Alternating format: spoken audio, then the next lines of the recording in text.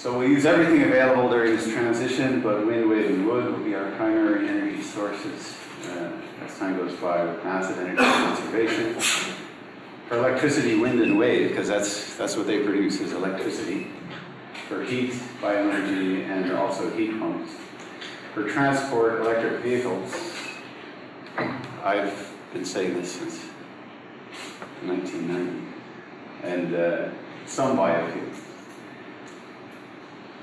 So then the question is, okay, we have to make this transition. Can the economy sustain the capital investment required? I mean, just because we have to do it doesn't mean it's going to be easy. You know, like people are going around and saying, let's change to renewable energy. And I say, yes, let's do it. But it's a very difficult prospect from an investment point of view.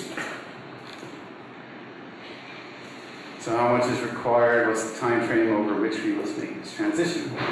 So a few years ago, we actually started in 2002. We developed a model, the ECHO model of the Irish economy. It had been done for other economies. A guy from Bristol, Dr. David Crane, came over and helped us set up the whole thing, and we ran the scenarios. You can look up the results at this website, but very quickly. At the time, this was before the demise of the Celtic Tiger, you know. We said business as usual model won't work. We just couldn't keep going down this this amazing road that was the Celtic Tiger.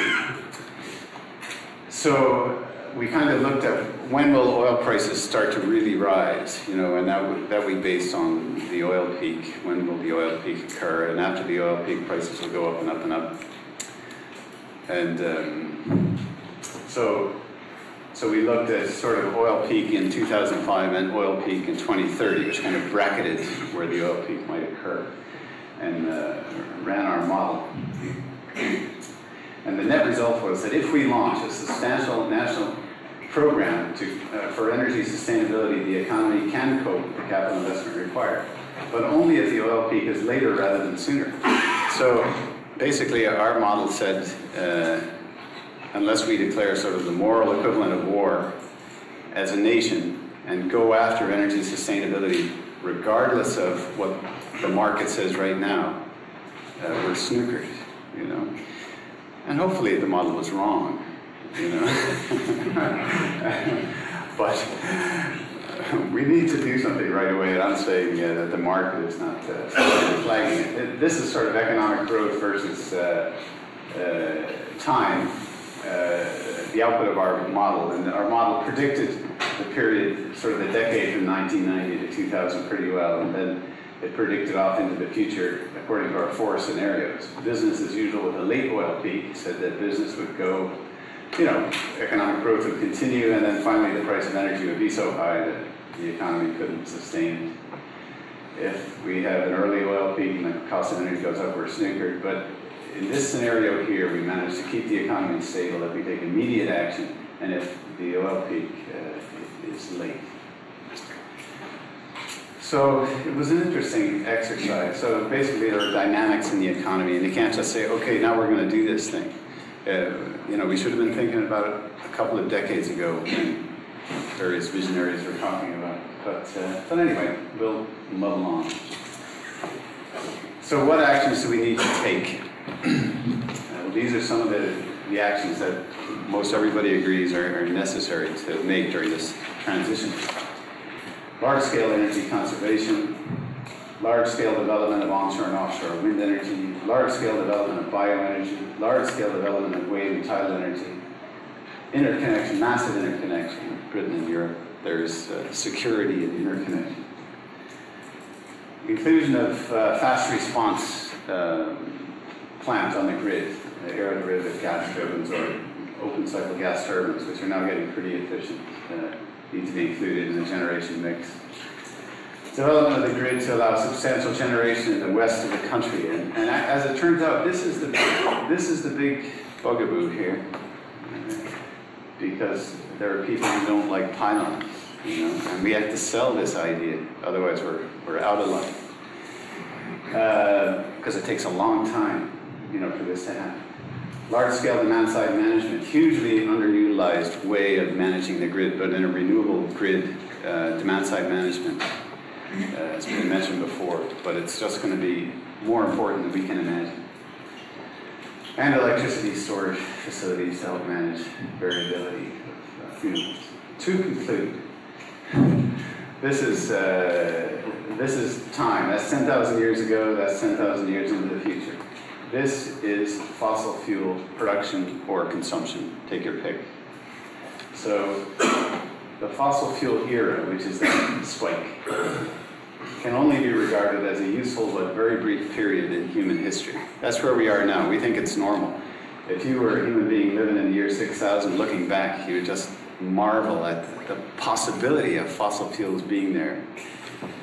But no, we're at the top of the spike at the moment. Irish energy policy is beginning, thank God, to account for the crucial factor of the approaching oil peak. We may have passed the oil peak. I think we're at the oil peak, more or less. So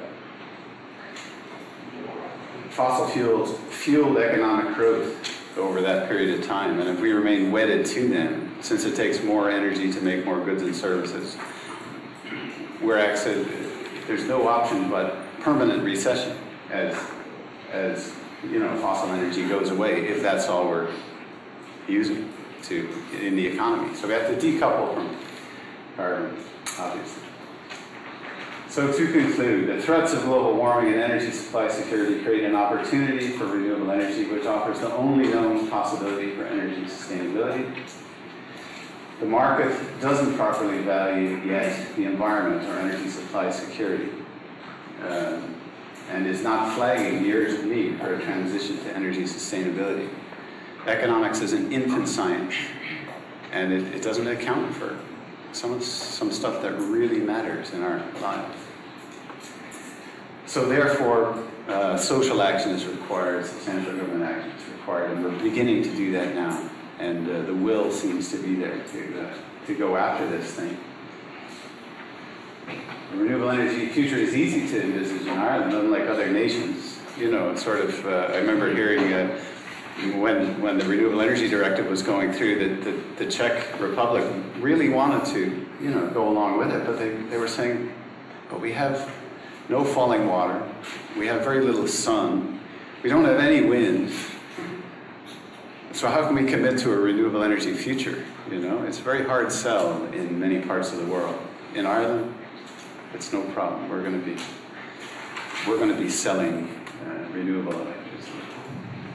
So anyway, the end game of a sustainable, pollution-free future using indigenous energy should be explicit in our national energy policy, and steps along the way to achieving it mapped out. And we're beginning to do that. But I would say that by the year, you know, we need to have a policy that says by the year 2050 or 2075, we're going to just be a renewable energy-based economy, and here's how we get from A to B. You know, steps along the way. Right now, we're setting higher and higher goals, which is good, but we haven't explicitly identified the end game. So to conclude, the renewable energy future is desirable, it's possible, and it's inevitable.